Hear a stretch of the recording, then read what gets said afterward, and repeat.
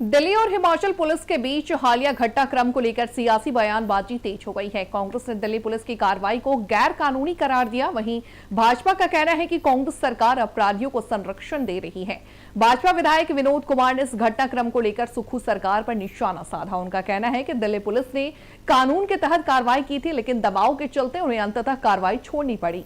विधायक ने आरोप लगाया कि सुक्खू सरकार अपराधियों को संरक्षण देने का काम कर रही है और पुलिस अधिकारियों पर दबाव डालकर दिल्ली पुलिस से काम में बाधा डाल दी गई है। इसी बीच दिल्ली एआई समिट के दौरान युवा कांग्रेस के कार्यकर्ताओं के द्वारा अर्धनग्न प्रदर्शन किए जाने की घटना भी सामने आई। भाजपा का कहना है कि इस प्रदर्शन ने देश की छवि को नुकसान पहुंचाया और इसी के बाद दिल्ली पुलिस अपराधियों के खिलाफ सख्त कार्रवाई कर रही है। कार्यक्रम को किस तरह से देख रहे हैं आप, क्योंकि पुलिस के खिलाफ यहाँ पर नजर आई? निश्चित तौर पर कल का जो हाई वोल्टेज ड्रामा जो हिमाचल प्रदेश में हुआ है, वो मैंने ही नहीं अपितु पूरे देश ने उस ड्रामे को देखा है।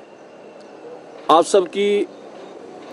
सबको जानकारी है कि एआई समिट जो है वो दिल्ली में आयोजित की गई और अनेकों राष्ट्रों के राष्ट्रीय अध्यक्ष, अनेकों राष्ट्रों के मंत्री उस समिट में हिस्सा लिया। और स्वाभाविक है कि जिस तरह से कांग्रेस पार्टी के कार्यकर्ताओं के द्वारा इस देश को कैसे बदनाम किया जाए, एक साजिश कांग्रेस पार्टी के उन सभी कथाकथित नेताओं के द्वारा की गई। और सबसे बड़ी बात है कि उस साजिश का केंद्र बिंदु अगर कोई रहा है तो हिमाचल सदन, हिमाचल भवन ही उस साजिश का केंद्र बिंदु रहा है।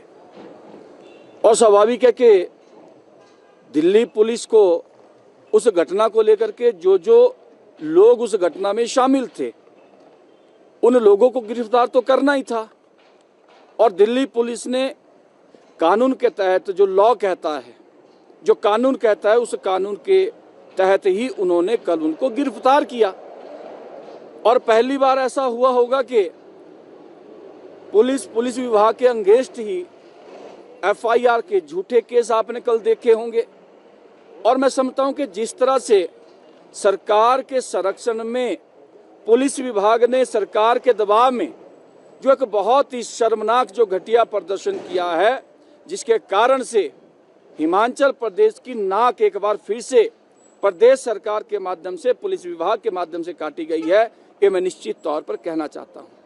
और दिल्ली पुलिस की इन्वेस्टिगेशन को भी कैसे प्रभावित किया जाए, वो आपने देखा होगा कि कल एक बार उनको पकड़ा जाता है, उसके बाद कोर्ट ले जाया जाता है, दूसरी बार फिर पकड़ा जाता है और फिर छोड़ दिया जाता है।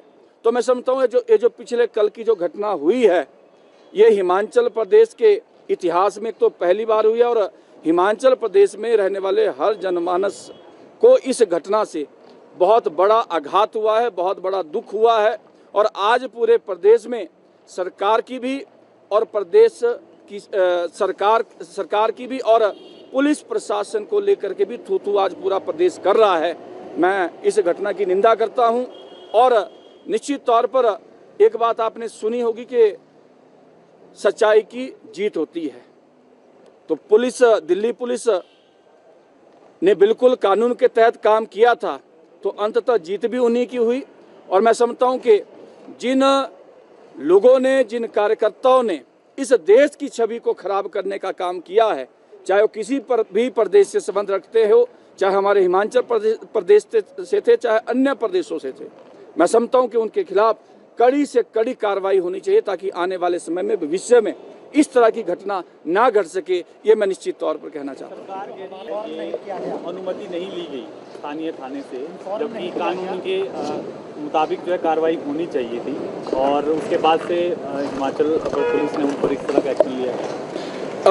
जो भी आपको हिमाचल प्रदेश पुलिस के द्वारा बताया जा रहा है, मैं समझता हूँ कि उन्होंने सरकार की आड़ में जितना झूठ उगला जा सकता था, जितना भी कानून का दुरुपयोग किया जा सकता था, वो उन्होंने किया है। अगर उन्होंने दिल्ली पुलिस ने अगर कानून के खिलाफ चल करके अगर कार्रवाई की होती तो शायद उनको कोर्ट की तरफ से राहत नहीं मिलती। लेकिन उन्होंने समय समय पर पुलिस को जानकारी भी दी है, उन्होंने समय समय पर पुलिस से जो भी उनको पुलिस को जो सूचनाएं देनी चाहिए थी हिमाचल प्रदेश पुलिस को, वो समय पर जानकारी दी गई है। उसी के कारण ही 2 बार जब भी पेश किया गया तो सारी की सारी चीजें दिल्ली पुलिस की फेवर में तब हुई, जो अपनी जगह सही थे, ये मैं कहना चाहता हूँ।